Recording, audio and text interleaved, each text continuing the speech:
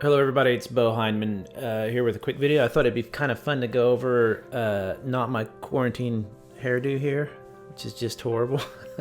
But kind of do a video to talk about something that I've been meaning to do a video on for quite a while, and that is a recurring nightmare that I have about toys.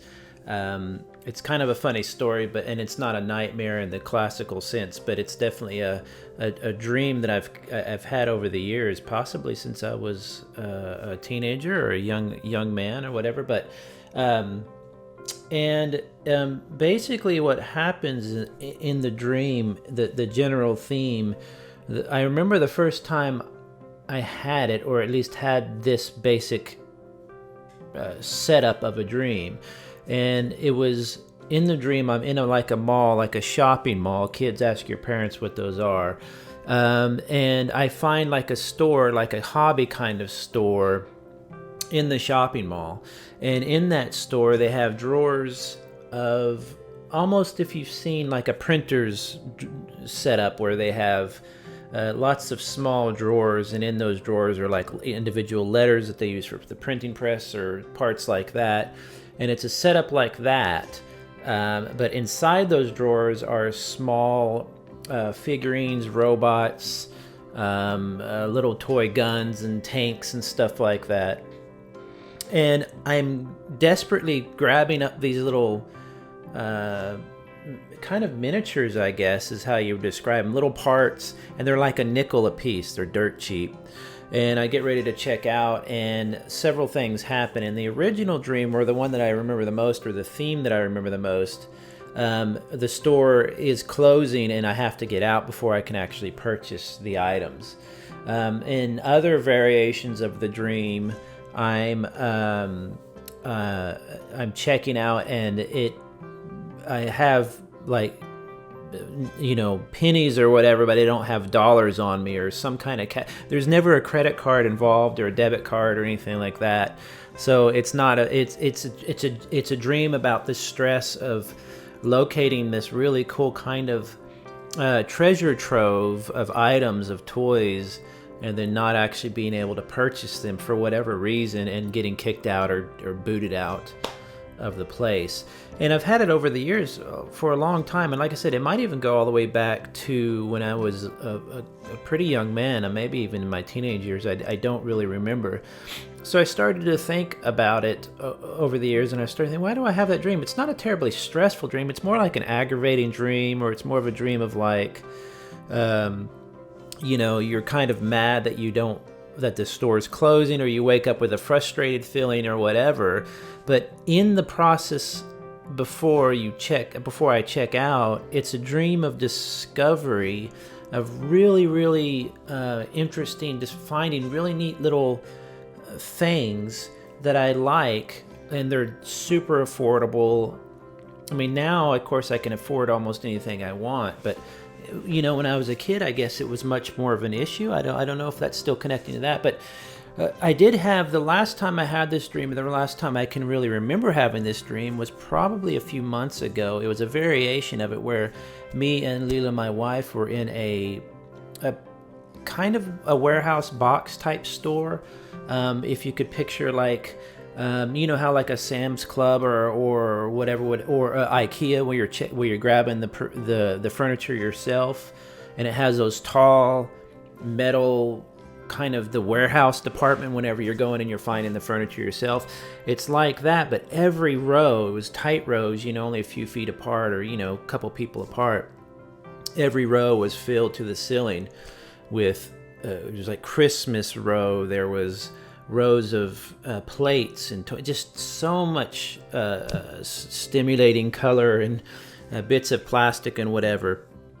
And I remember getting down on my hands and knees, or on my knees, and looking through and finding like racks of these small these small toys, and grabbing them and having the same feeling that the store was going to close soon. Leela was there with me, so it wasn't like it was set when I was a kid or anything like that, but it was more like the place was closing, or I didn't have the money, or I couldn't find, or I remember actually getting lost in the store and not being able to find the place that I was at before. So it's a stressful kind of dream, but it's not like a terribly it's not like scary kind of nightmare. But it's I've had it so much in my life, I had to think back, well what am I reliving here that's causing me this kind of stress? And I think maybe it came from when I was maybe a teenager, maybe 10 or 12. And a lot of the places that I found, a lot of these toys here that you can't see right here over my shoulder are like flea market kind of finds, like knockoff type Transformers and weird things like that, as well as I also would go to Toys R Us and places like that and find, like, you know, Jason the Wheeled Warriors stuff and Transformers and Robotech and all sorts of cool stuff.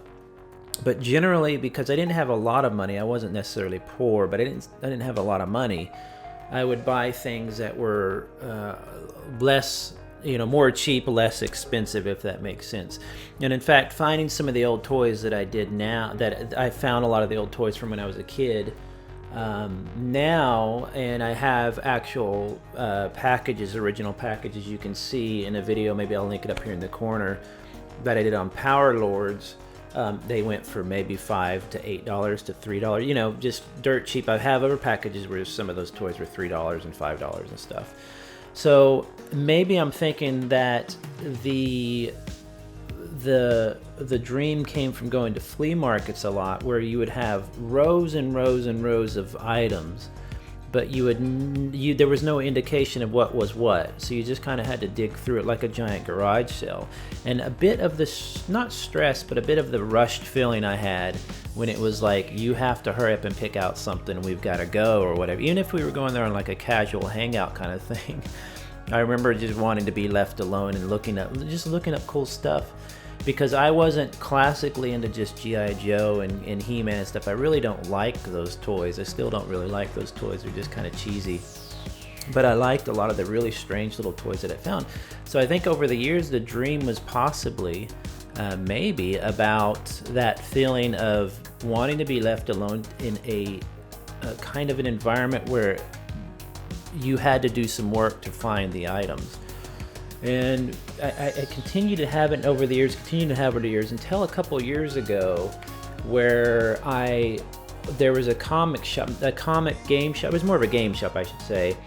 I went a couple times to this game shop called Funko's, I think, here in Austin. Funko's, I think it was. And it was a typical game shop where they had like expensive board games and a lot of Warhammer stuff. Everything was very expensive. And I went to there a couple times for Gunpla Club, where we would all meet and talk, you know, build Gunpla together and stuff like that. And it was cool, but it was so crowded in there and hot, and there was a lot of kids, you know, and stuff. And I wanted to meet people who are more my age that were into like maybe more classic toys and stuff like that. But it was fun.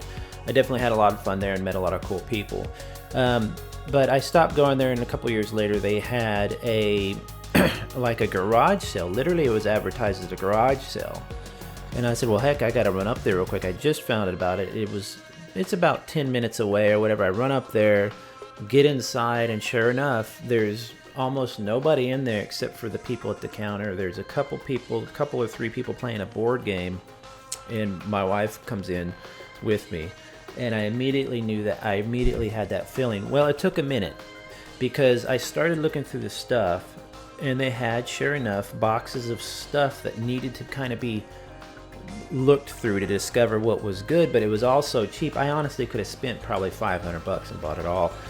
But I found, for example, on the floor, kind of a plastic rubbery bin, kind of with kind of like a gray, you know, like almost like a crate, a plastic crate, and it had probably 2 or 3 Gundams in it, Gundam model kits that were already built, robots, and then just a ton of, like, you know, stuff in the bottom, guns and little bits and missiles and stuff like that. And I remember seeing that and picking it up, and I said, well, how much do you want? He's like, give me like $1 for each thing in there, or whatever it was. And I remember thinking how funny it was that I could have bought the entire box for, you know, $10, whatever. For some reason I didn't, but I dug out the Gundam kits. There was a couple MGs in there, which are larger, more complicated kits that were already built, but he only wanted $1 for them. And I just looking around in all the piles of stuff, and I look at my wife, and I knew that I had that look in my face of like, I'm living that dream right now. It wasn't stressful because my wife was like, hey, take your time, have fun, you know. she knows what I'm talking about. She goes through similar stuff with what she's into, but it wasn't that I even really had a press for time or whatever. It was more of, well, do I even really want all this stuff? It's just a ton of junk, you know, whatever. And I already have obviously a lot of other stuff and stuff in the other room. But it was funny that I think I spent $20-something, came home with probably 6 or 7 things, and I posted it on Twitter. I said, this is really funny. I found this comic shop having a quote-unquote garage sale, and this is what I got. And you see those posts all the time in toy forums and stuff. It's like guys my age, I'm 46, where they're like, oh, look what I scored today on eBay, or I got a bit. I went to a Toys R Us that was closing down years ago. This happened, and they're like, and look at, I scored all these He-Man or whatever it was. I don't know, whatever it was, you know. And it was just kind of junk, you know. But they were just so happy to have it all, and ever since I did that garage sale, I haven't really had the dream ever again. And so it got me thinking, like, I'm wondering if it disappeared because, you know, it just really wasn't I'm not really stressed out about it that much. It's not really a stressful thing. I'm a grown up now. I don't really have the same stresses. You know, now I have political stress and, you know, all that kind of stuff, and paying my bills and whatever, like everybody. Or was it because I have successfully recreated in my the house here that I live in an environment where I recreated that feeling all the time. And what I mean is, like, if you see right here, why can't I point? Right here, these white boxes, for example, those white boxes are all containing different parts. So like one of them is, one of them is nothing but weapons. You know, and in this box of weapons, I was talking about this in the Gunplay Discord earlier. In this box of weapons, you find literally just swords, and because I don't use the weapons, when I build a model kit, I don't like swords and guns and stuff. And I've just got, that's one box, and as you can see down there, I have 8 other boxes, and then on the other side, I have probably 8 more boxes of stuff, of random parts, and then I've got an entire closet this way that you can't see, that I've tried to slowly congeal all my parts into one section. I'm trying to get it all in this room so that if I need something to build or a custom thing or want to do a video, I can just grab it and go. And so I wonder if I've created that feeling now, and that's why I don't have the dream where that I can search through these boxes and find like a giant machine gun. I mean, it's just stuff I don't necessarily want, but I like the discovery or the chance to use my hands to kind of get in there and dig through stuff and find diamonds in the rough or whatever. I do a lot of custom toys now, so I found that I don't want to throw away a lot of that stuff or give it away. I don't really typically like to throw away. I recycle it or I give it away. I don't really like to do that because now I use those parts in other kits or in other toys or projects or whatever. So it was a stressful dream that I would easily have 2 or 3 times a year, and it was never, I wouldn't wake up with like trauma over it. It was not like that. It was more of I was kind of amused at my own brain for putting myself in those situations where I would feel like, you know, I've got to hurry up and check out, and I don't have money. Although now I can, you know, when you're a kid and you know, even into your 20s and stuff, I tell people this all the time because I meet a lot of younger modelers and toy collectors and stuff.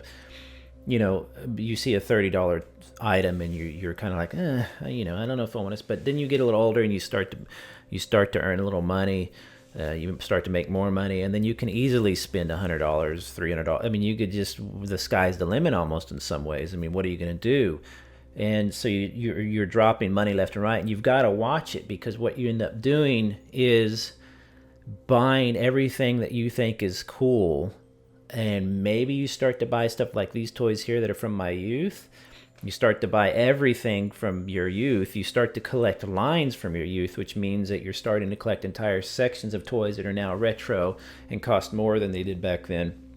And so you got to be careful, because this is how toys have moved into the new millennium, and are bigger than they ever have been before. It's not because the kids are playing with toys more. I think kids still play with toys quite a bit, but it's that their parents, their 30, 40, 50-year-old parents, they have a little money now, and they're buying up cool toys.